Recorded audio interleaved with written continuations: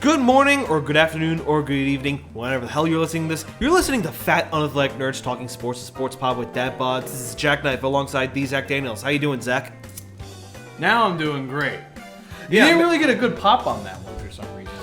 I don't know. Maybe the viewers or listeners would have heard it better if you held it near the microphone. No, it didn't even pop really though. That was the weird part. It just didn't make it. It didn't make it. It was like a little queef.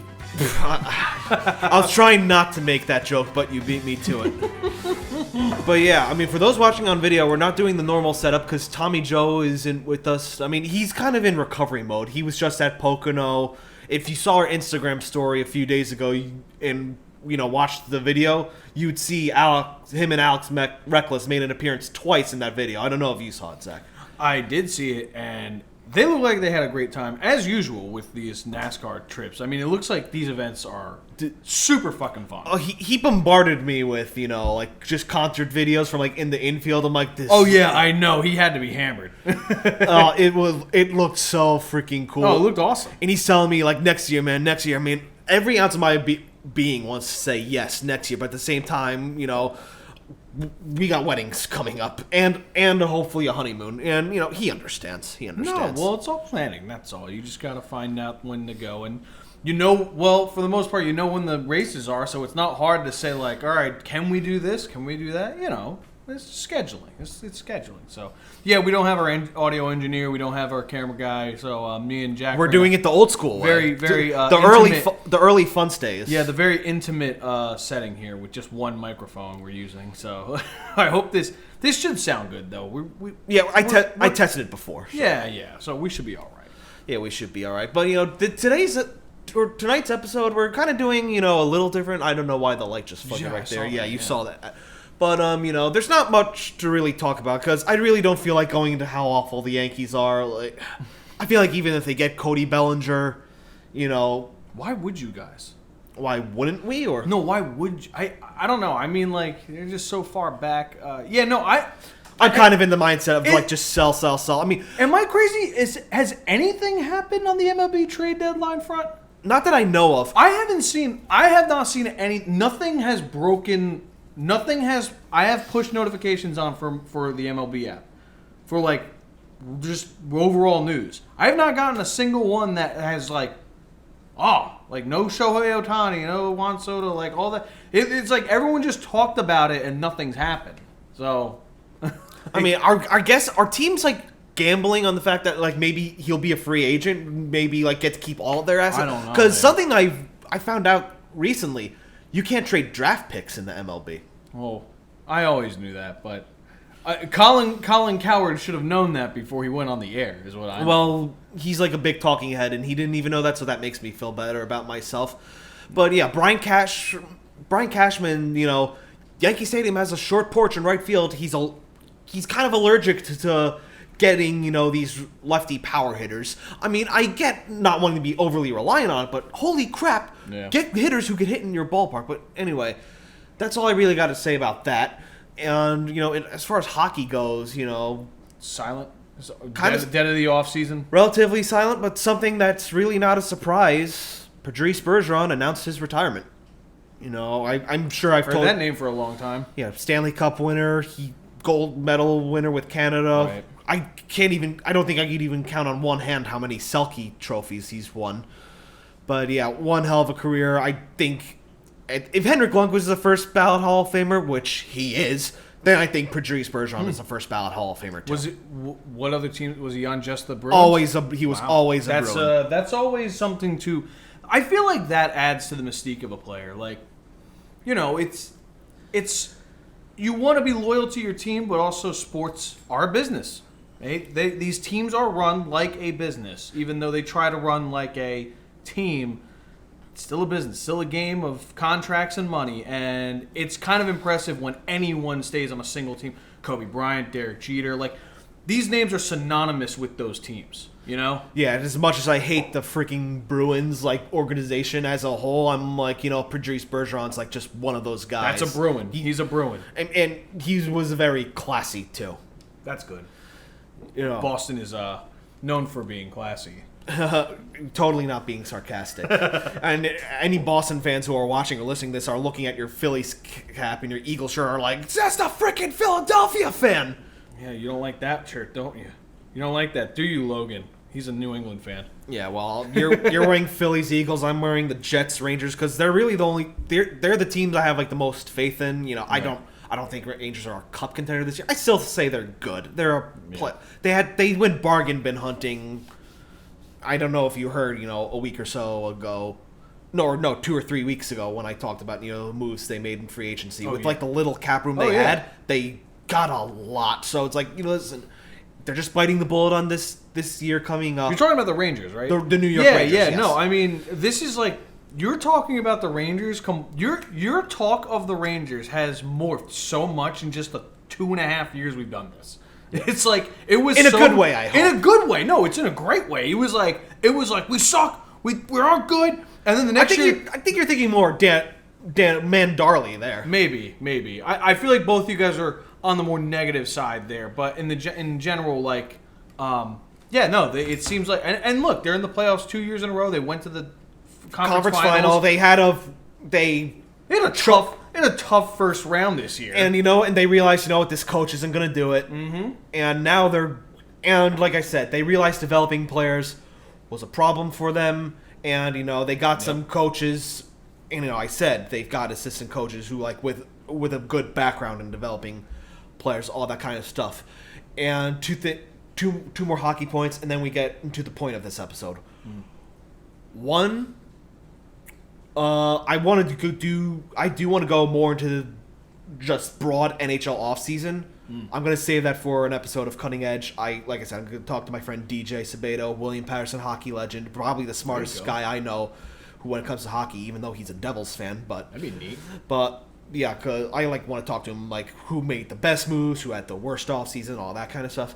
Right. And I remember one of our earlier episodes. This was after the Rangers fired, or James Dolan fired, John Davidson and Jeff Gordon after the Tom Wilson incident, if you remember that. Yes, I do. And I was just like, oh no, James Dolan's getting involved. You look how that works for the Knicks. But honestly, James Dolan was right. Chris Drury, I think, has been fantastic as general manager. Other than like maybe 1 or 2 moves. Okay, no general manager could be perfect, but not only that. No, you look at the moves the Columbus Blue Jackets made. I mean, they got a good prospect pool too, but especially looking at the Montreal Canadiens, I'm like, in the moves Jeff Gordon made this draft when all these great forwards were available, and I'm like, yeah, I'm getting Vitaly Kravtsov, Elias Anderson flashbacks looking at that. I'm like, you know what? I could do without Jeff Gordon. Promoting Chris Drury was the way to go. Yeah. So what are we doing? Because we kind of are like winging it. Yeah, winging it today. Yeah, we didn't prepare any notes. Well, what were you gonna say? I mean, we're just doing like fan submission episodes. Like I posted on our Instagram story last night at the time of this recording.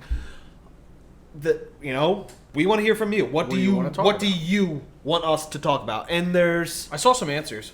What are they?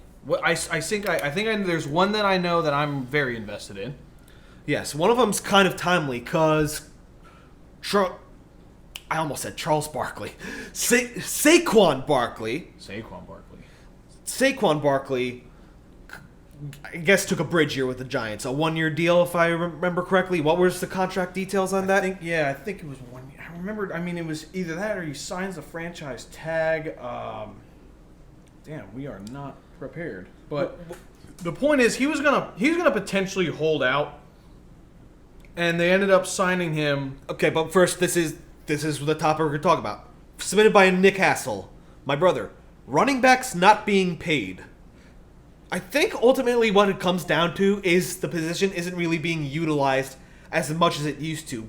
Running backs tend to not have a good shelf life anymore. That's the short answer. Yeah. So I think there's some truth to that, but also I can't blame these guys for wanting to get paid when everyone else is getting paid, and especially guys like Saquon Barkley, Dalvin Cook for the most part. I think injuries kind of hurt him.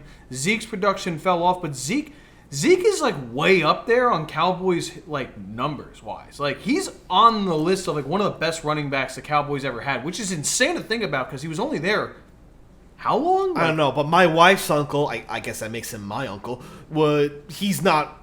He liked Tony Pollard better than Ezekiel Elliott. Well, yeah, because again, he's the younger guy. That's the thing. It's like it's a trend that's been happening where the younger guy comes in, and you beat one guy to death. Just give him like 200 carries a year, and then his contract runs out. You just let him go, and then someone else picks him up for scraps. But like then there's guys like I think Saquon Barkley, and I hate to say it because I don't think he deserved to be the second overall pick in the draft. Yeah, you almost never see a first round pick used on. But I gotta say, the only reason I don't think that is honestly because he got injured so often. Yeah. Now, when he's on the field, he is the Giants' offense. I'm sorry, I was not afraid of them last year because I thought it was cute when Giants fans thought they were going to come in to Philadelphia and beat the Eagles in the playoffs, and they thought they had a chance when their backups were in and Jalen Hurts was playing, whatever. I was not afraid. I am not afraid of the Giants. Careful, my wife will hear you. I was only afraid of Saquon Barkley. I've seen Saquon Barkley actually kill the Eagles. He was actually very good at killing the Eagles. I think Zeke was also very good at killing the Eagles too. I think good running backs are awesome, and I think some guys, there's just not many bell cows anymore. There's just no, like, Le'Veon Bell, he squandered the bag so hard in Pittsburgh, and I think that started this trend. I really think that started this trend. Well, I think any running back who wants to follow in his footsteps should talk to him first, because you know why? He regrets doing that. Yeah. Like he said in an interview, like that was the worst decision of his life. No, it was. And I mean, because here's the thing. No offense. It was a different Jets team. He went from the Steelers, who had an awesome offensive line. He had Big Ben at quarterback, plenty of weapons. The defense, that team was actually pretty good for the time being, even though Ben was like kind of petering out. He went from that to not playing and then joining the Jets, and it was a Jets team that basically had no like a Adam weak Gase. offensive line. It had Adam Gase at head coach.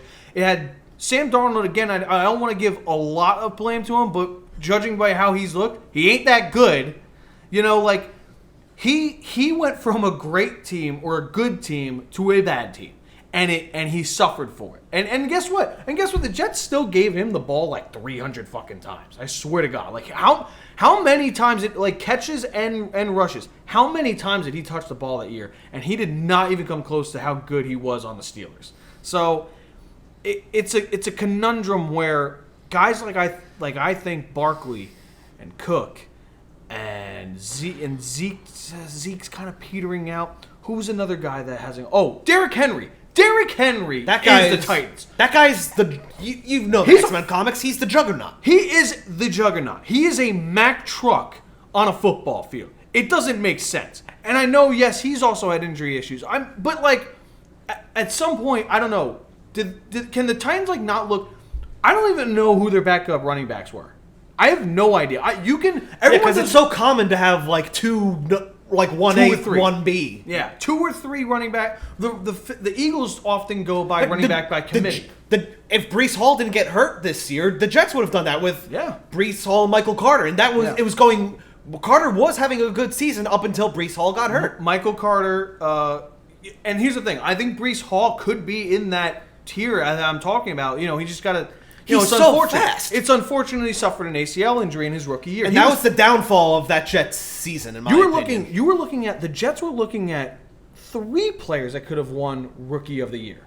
Which is insane to think about. And the fact that it would have been like Breece Hall and Garrett Wilson really fighting over that offensive Rookie of the Year option. And it sucks that he got hurt, but the thing is, Breece Hall seemed to be like the all-around guy. Michael Carter was a guy that comes in and you could swing him out and pound him up the middle, but like at some point he's going to get caught. Breece Hall's like the next level. Michael Carter is that 1A or 1B or like a number 2 guy compared to Breece Hall. But that's the thing, like, what's Michael Carter going to do now? Like, especially because now there's rumors that the Jets could get Dalvin Cook.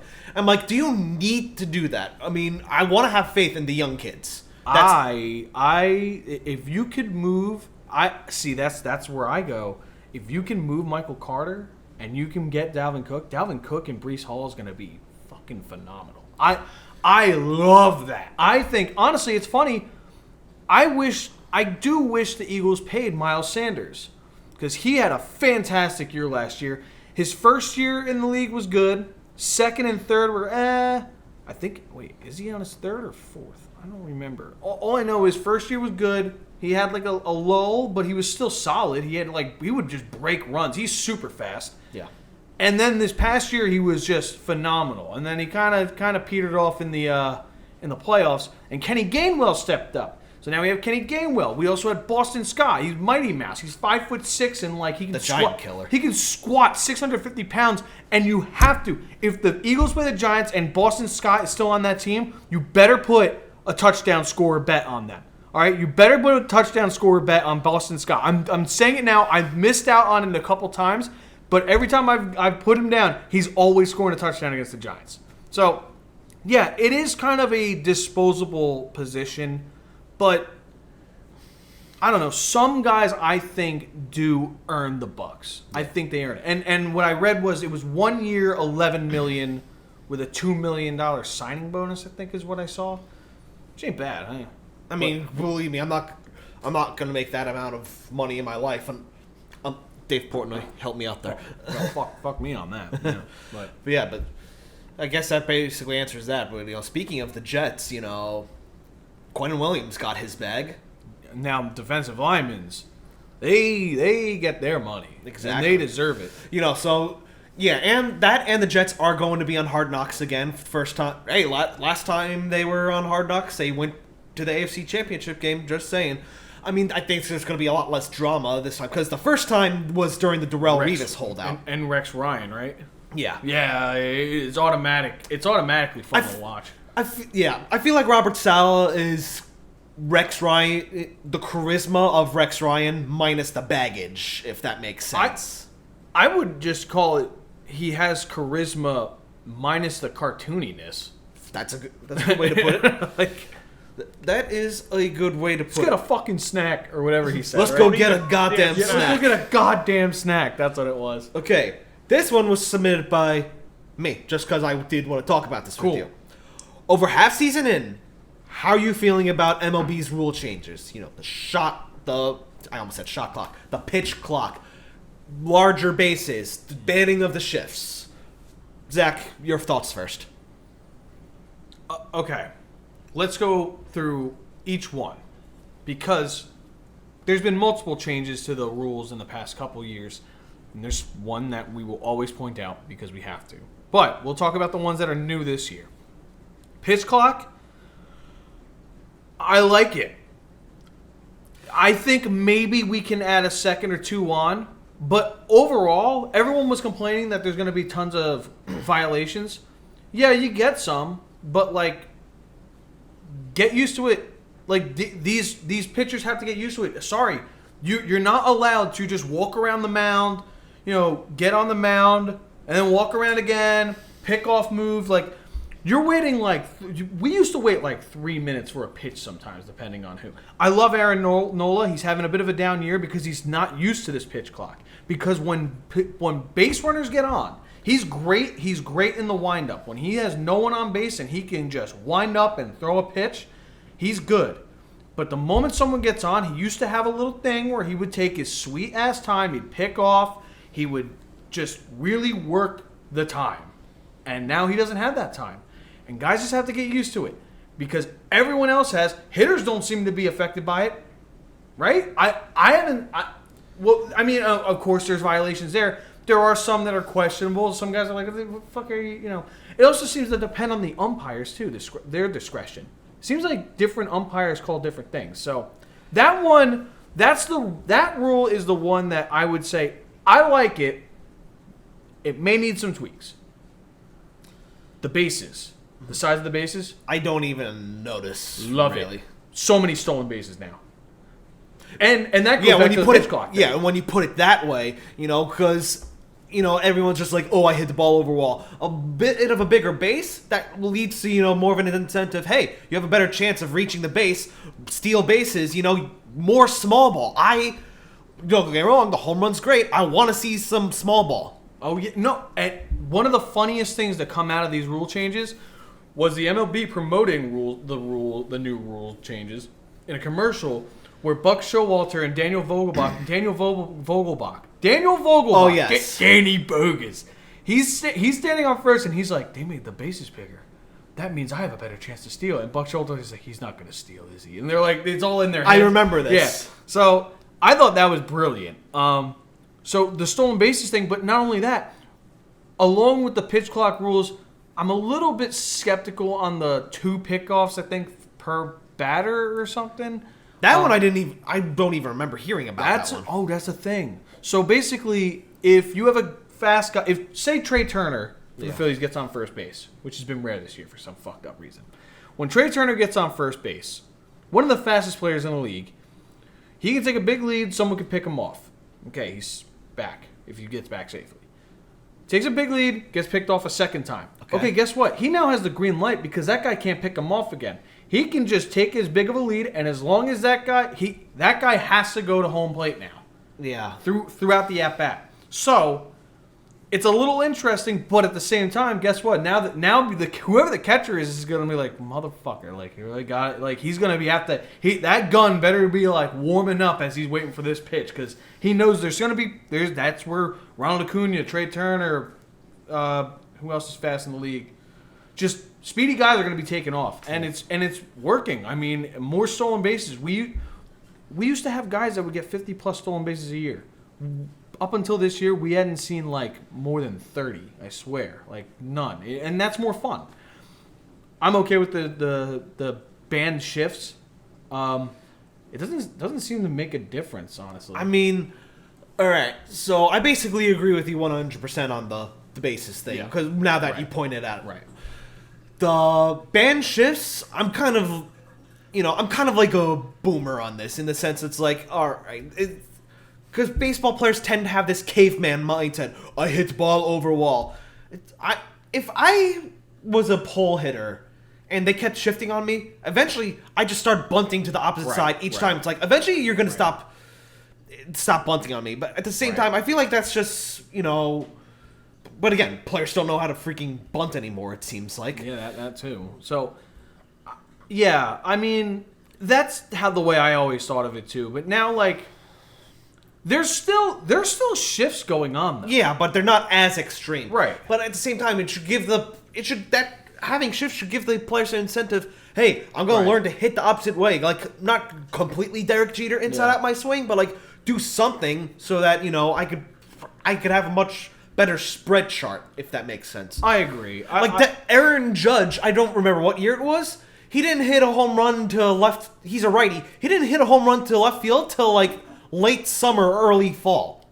Left field, like his like side? a pole. Yeah, his side. Really? Yeah, that goes how strong he is. Well, of course, he's 6'8" and like 250 pounds, right? Like, he's huge. Yeah, and as far as the pitch clock goes, like, this is my thing. People like to complain about the pace of the game. And like, I mostly hear that from people who don't watch baseball and still don't watch baseball. Right. I didn't mind the slow pace. I mean, bottom of the 8th, 2 men on, down by a run. I kind of want at-bats like that to take like 20 minutes just because like the anticipation. But at the same time, you've seen Field of Dreams, right? Yes. Do you remember the scene when the rest of the White Sox showed up in the cornfield? Yes. And Ray Kinsella is just sitting on the bench. And like, it's just a 10, 20-second shot of him just sitting on the bench, just taking it all in. Like, baseball's a game like I love to just take it all in, if that makes sense. It's not like hockey where everything's so fast, everything's so in your face. But okay, tell me where you disagree on this. I don't really disagree. Yeah, I mean, that is definitely a boomer take because boomers can't let go of the past.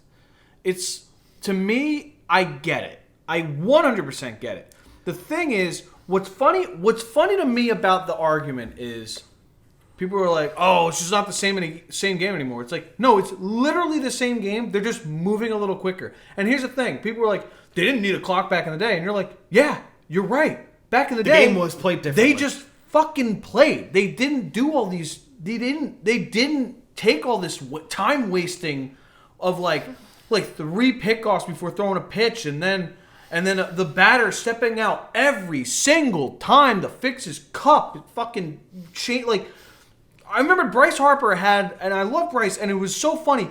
He would mess with his gloves. He'd mess with like something on his shin, and then he'd do this thing where he like bent his knees weird. And I still think he does it, but he sped it up.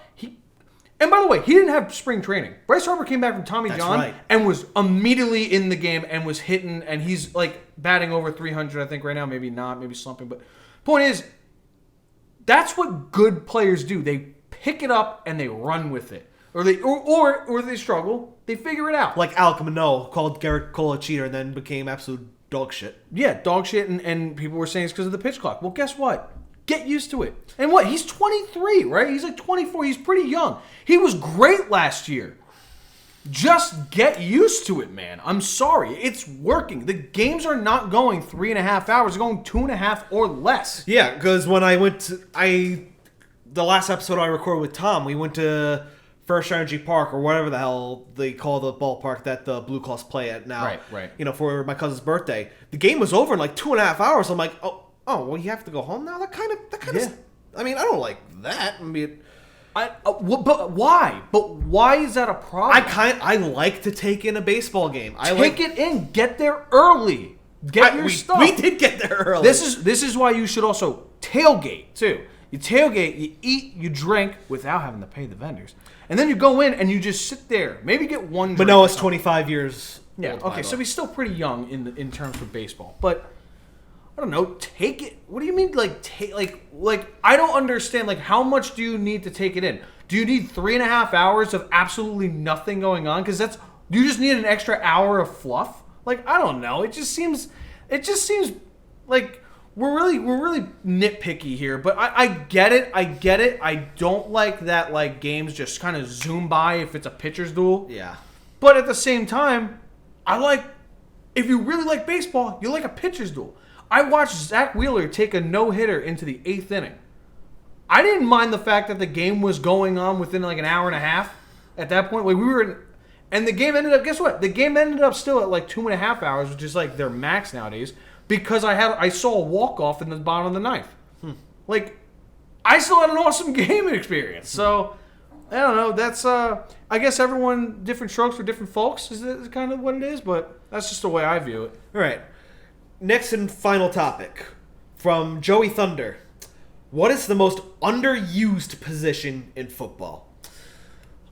Honestly, I'm just saying this off the top of my head. I feel like it's the tight end position in the sense that, like, I feel like they really don't get any targets unless they're like Travis Kelce or Rob Gronkowski's type of players. The most I've seen the Jets thrown to a tight end was back when Mark Sanchez was their quarterback and they had Dustin Keller. And Dustin Keller wasn't a unicorn, but he was a solid tight end. Right. Yeah, no, I mean, there's a good point to that. I think it's because it depends. It feels like it really depends team to team on that one, because if we're talking underused on the offensive side, I mean, yeah, tight end probably would make the most sense, but the thing is, it depends on the tight end you have. Yeah. So, like, let's take from my experience as an Eagles fan, all right? Because we had Zach Ertz, one of the best tight ends in Eagles history. He was a receiving tight end. He was notoriously known. He got better as I remember screaming at the TV that Super Bowl versus the Patriots. That's a touchdown! Yeah. Oh, yeah, he made it. And he also, even better, he had picked up a huge 4th down, I think earlier on that drive. But in general, Zach Ertz was a receiving tight end, not a blocking. Very notorious for not blocking. I vividly remember a year they lost to the Bengals. There was a pivotal play where Zach Ertz, a tight end, remind you, he's a big guy. I forget exactly how big, but tight ends are big guys, you know? It's kind of like a receiving equivalent of like a fullback. Like, they can run the ball, but their main job is to block. Tight ends, I guess, block more often than and they that was receive. the other thing with Zach Ertz, too, is he would catch it was a joke. It got to the point he would catch the ball and just basically fall. Like, somehow he would just end up on the ground, like, shortly after catching it. Rarely did he run for yak. Like, you know, like yards after catch, if anyone doesn't know what yak is. Yeah, no, he wasn't a blocker, but he was great at receiving. But then there's some players who are just dominant blockers. Basically, when you do run a run play, even though run plays have kind of diminished, you want that tight end in because he's basically like a sixth offensive lineman. You know? Mm-hmm. So I agree. I agree to a certain amount on that. But I guess it all depends on the offense, really. Underused. So tight end probably would be. I mean, you could say fullback, but that's like extinct now. Yeah, the fullback's basically where... Is that where the running back position is heading? I don't know if I go that far. I can't go that far because fullbacks were like the lead blockers for the running back, but they did have running ability. They were a little bit... Not all of them were fast. Some were slow, but they were just big brutes. Like, you just... run them the gut and like if they just see if they pop out in the cloud of dust of human beings. And I remember when I was a kid, the Jets had a very solid running fullback, Richie Anderson. I went to the divisional round game against the Colts. The last time the Jets won the AFC East, and they blew out the Colts in a shutout. And Richie Anderson had a touchdown that game. Dude, one of the guys that works at WIP for Philly Sports Radio was John Ritchie. He was on the Raiders and the Eagles, I know. And I like John Ritchie. But the one fullback everyone goes to, and you should go to, is Mike Allstott. And if you have time, go to YouTube, type in Mike Allstott highlights. How do you spell that? Just because I don't even know how to... Do you remember Mike Allstott at all? I have a feeling I'm going to Google him right now and then be like, oh yeah, that guy. Mike... Allstott. Yes. Okay. Yeah. Was he on the first Buccaneers team that won the Super Bowl? Oh yeah, absolutely. I'm pretty sure. I mean, why is Mike Allstott not in the Hall of Fame? That was the first people also ask that on Google. Google. His highlight reel should be in the Hall of Fame. Like there's like I feel like you can make like I think there is a top 10 out there from back in the day on like NFL films of like the best highlight reels, which are simply like who had like people like think of guys who have the best highlight reels, like not just like oh these are just achievements and like moments in their career that were clutch and awesome and incredible and like championship worthy and whatever. Sometimes like you just watch them like yeah you have those moments but really they're just fun to watch. Mike Allstott was fun to watch run people over. Like he would fucking run people over like a Mack truck. Another guy that's fun to watch is Barry Sanders for the opposite reason. Barry Sanders would just run around everyone. Well, he was a running back. Yeah, well, no one could catch him, though. He's like, in my opinion, he's the greatest running back of all time. I think so, too. He retired early, and, we missed out on it. He retired when we were, like, really 4 or 3. You were probably younger. You're younger than me, so, like, yeah. He retired when we were really young. I first heard of him in one of those backyard sports games. Backyard football, yes. Baby. He was a monster. He was in that game with Steve Young, Jerry Rice, Dan Marino. Dante Culpepper was in that. No. Randall Cunningham. I'm thinking of the other Vikings quarterback. Brett Favre was in it. I remember I was so excited one year when Curtis Martin was in. Oh, that's awesome. Curtis Martin, man, he was awesome too. Yeah, we might have to do an episode dedicated to those games. How fun those were. There was a backyard hockey one. I don't know. I never played that one. I think I played it once. Basketball, soccer. It had Brian Leach. It had Marty Brodeur. I think it had Steve Yzerman, Jaromir Jagr, Jerome McGinley. Just to name a few guys. I had baseball, football, basketball, and soccer. And that was a good one too. The baseball doesn't get beaten. Backyard baseball was the game. The walk-up music for the pros in those games was freaking awesome. Getting off topic. Yeah. Yeah. So underused. Yeah, tight end is a good one nowadays, but I think it's picking up. It's just we need more unicorns like Kelsey, Gronkowski, Tony Gonzalez. Yeah, there's some coming in, man. Well, there's some. I got the Notre Dame Fighting Irish had a player that they nicknamed Baby Gronk. Notre Dame's a factory for tight ends. They are. I will admit they are very good at picking up tight ends. I want to see if you know the answer to this question. Which football player revolutionized the tight end position to what it is today?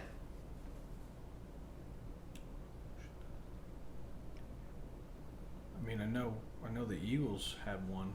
That was one of them. Well, he did play for the Eagles briefly. He was retiring at this point, but he was going through one of the worst slumps of his career. And then it rejuvenated with the Dallas Cowboys. Won the Super Bowl when Tom Landry was the coach. Who? I'll give you one more hint. That championship with the Cowboys meant more to him than the one he won in '85. And he truly means that. I can't recall right now. 85. Wait. So he was a Bear. Mike Ditka? Mike Ditka. I'm serious. You have to watch the Football Life documentary on Mike Ditka. I'm serious. Right. He was on the Eagles, right? He obviously most of his career was with the Bears. He won an NFL championship or two there. And then, he got into a big contract spat with George Halas. And then George traded him. I don't know if he got traded or released. And then he went to the Eagles. He might have been traded. But, he was on a downward spiral when he went to the Eagles. And he was like retiring, as he described in the documentary. Then Tom Landry was like, you know what? I think your best playing days are behind you. But if you take a chance on yourself, I'll take a chance on you. And he helped him win the Super Bowl. And then after that, he became one of the assistant coaches for the Cowboys. And then that led to him eventually reconciling with George Halas. And then he coached the '85 Bears. That's pretty neat. I didn't even realize. Yeah, he spent 2 years there. I was going to look up right now, age 73. He made a joke, in the Football Life documentary. Talk about your years in Philadelphia. He's like, that's why Philadelphia fans are so angry all the time. So, I have one player. This is a tight end who revolutionized. This is a tight end. Honestly, Harold Carmichael was 6'8", wow. 225 pounds, and he averaged. I mean, you look at those numbers. Wow. From 71 to 83 with the Eagles. He was just inducted into the Hall of Fame, I believe, last year. And then, of course, he spent one fucking year with the Cowboys. What a crock of shit. Yeah. Played in most games. Couple 3,000-yard seasons. I mean, it could be 7-9 touchdowns. It could be worse, like Darrelle Revis, but his best years were on the Jets, and then you see him go to your rival and win a Super Bowl there. Well, yeah, Harold Carmichael was on the rough years for the Eagles at that point. When they had the Kelly Green jerseys. Yeah. Oh well, they had the Kelly Greens until the mid '90s. We were alive for them, but we got them coming back apparently. Yes. Hell yeah. But yeah, I guess that's basically wraps up all the fan submitted topics. I guess that's kind of a good transition. You guys apparently are getting the Kelly Green jersey back. You know what? I'm going to make a quick transition. And we're back. And, for those watching on video, the Jets bring this logo back. The old logo they had in, the 80s to, the early 90s with the I thought they had that, though, last year. It's just they didn't have this green. They had, dark green. Yeah, now the Jets, basically release their legacy jerseys and helmets, with their old logo with the wing on it. It looks so sharp. I've wanted this logo to come back for so long. I should have been wearing this hat at the very beginning of the episode. Same with my wedding ring. I grabbed that too while I went upstairs. You could have been hitting on me this whole time. Silicone one, man. That's the way to go. But the Jets are going to wear those uniforms week 1 against the Bills, then week 4 against the Chiefs. I mean, those are going to be tough matchups. Are they not wearing them against the Giants? Because the Giants, I love those retro ones the Giants brought back with the full Giants on the side. Yes. I've been saying on Twitter the past few days, since the Jets announced it, they're playing this year. It's going to be a Giants home game. Yeah. If I'm Woody Johnson, I don't know if there's any rules limiting how many times you can wear a third or retro jersey. But if I'm Woody Johnson, I'm calling the Mara family, being like, "Hey, wear your blue throwback jerseys with Giants on the side of the helmet. Yeah. We'll wear our legacy jerseys." for that Why Week 8 not? matchup. I don't see why not. But yeah, I'm trying to go to that game with the wife. Yeah, that'd be cool. I know. Look, maybe it's personal bias. I think the Eagles have some of the slickest fucking jerseys in the league, and I actually I like love the Jets Eagles too. helmet. Like the idea of like the wings on the helmet is cool. I love that. I mean, I used to love the Rams one, but now it just looks so tacky for God, now it the looks... the Vikings one. I love the Vikings one. I'm okay on the Vikings one, but I can understand it. I like the horn idea of it. I always never understood what that was, and I was like, oh. Apparently, Vikings didn't actually have horns, but it just but now it's stuck, and it just looks too cool to not put on that helmet. Well, all I know is like the Eagles, the midnight greens, the midnight green with the white is the classic. Then you got the black on white. Then you got they started wearing black pants with white jerseys. I was like, that's pretty tight. And then last year they unveiled the full murdered out jerseys, as in like just black from head to toe, literally the helmet. Never had a black helmet before. Oh, by the way, just over an hour ago, Aaron Rodgers agrees to a 2-year, fully guaranteed $75 million contract and restructure with the Jets. So. Yeah, he's making less money than I think Daniel Jones now. Wow. I mean, I guess he really thinks he's going to win a Super Bowl with this Jets team. I hope so. I saw something on Twitter today. It's like, would you be bummed if he retired early if he won a Super Bowl? I'm like, if he retires after winning a Super Bowl with the Jets, I'll help pay for the statue outside MetLife Stadium of him. If he retired, let's go with this. Why would you not retire when you're on top? Right, Tom Brady? But anyway, I did see some MLB news before. I wanted to talk about this when we were talking about the rule changes. Yes. Rob Manfred's going to be around through I don't want to talk about that. Through 2029. I don't want to talk about that. I don't care if he was the one that thought of the idea. Like, get it. The guy called their championship trophy a piece of metal. Fuck you, dude. Like, you... That's kind of like what I said the whole episode with Tom. Like, the Yankees jersey is... Oh, it's just a jersey. I mean... Every fan base looks at their jersey as sacred, but you know, right? No, but then you're gonna get me onto the whole sponsorship on jerseys thing, which I'm not going. Look, I get. You know my thoughts on that. No, I get it because out of all teams, the Yankees are like, no joke. When you think of baseball, you think of the Yankees, the Red Sox, the Cardinals. Honestly, the Phillies are kind of up there. The Athletics, the A for Athletic when they were in Philadelphia. Yeah, I mean like. These franchises have been around. The Cubs. Yeah. These franchises have been around forever. And here's the thing that I was actually talking to Sean about, because I'm never bothered by the advertisements. It's more like wasn't the reasoning is like, oh, they could use the revenue or whatever or something with the advertisements. It's like, you're the fucking New York Yankees. Exactly.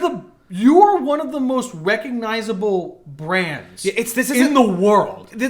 My thing is, like, it's not, like, over the concept of ads on jerseys. It's more so, like, just for the top 4 major sports leagues. Yeah.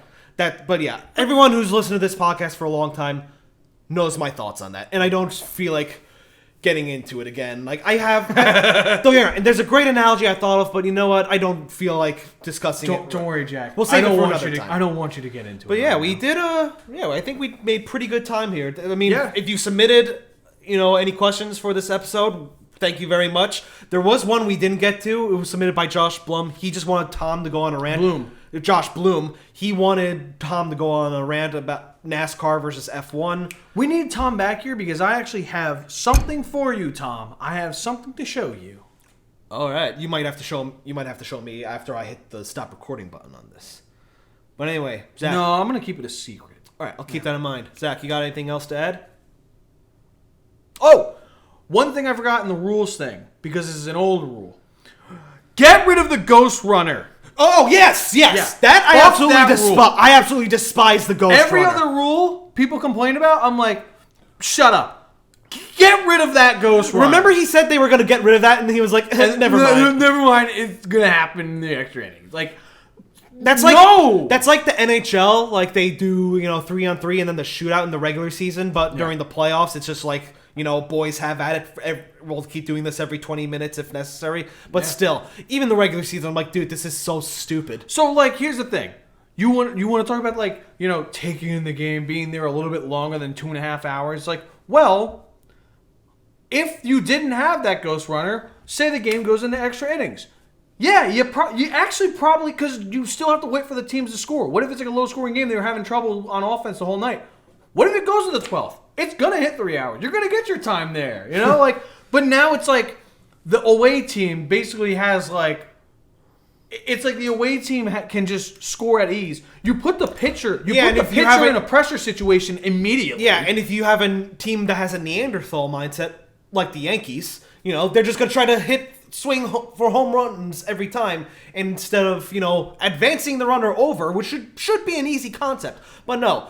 But yeah, I've seen some teams do that. Thankfully, at least they're smart enough. I mean, like, that's the thing about it, though. You walk in there, if you love baseball and you know baseball and you understand how the game works, you walk up to that situation, no outs, man on second. What do? Drop a bunt. Exactly, but no one knows how to bunt anymore. But anyway, my final thought, Aaron Judge is, barring any setbacks, supposed to come back this weekend. I mean, I just checked the score of the Yankee game. Use it. I checked the score of the Yankee game as, we're recording. Bottom of the first, they have runners on the corners. Jeez, please beat the Mets. I know we got on cloud 9 because after we got swept by the Angels, we swept the Royals, and then it's like, oh, it's the Royals.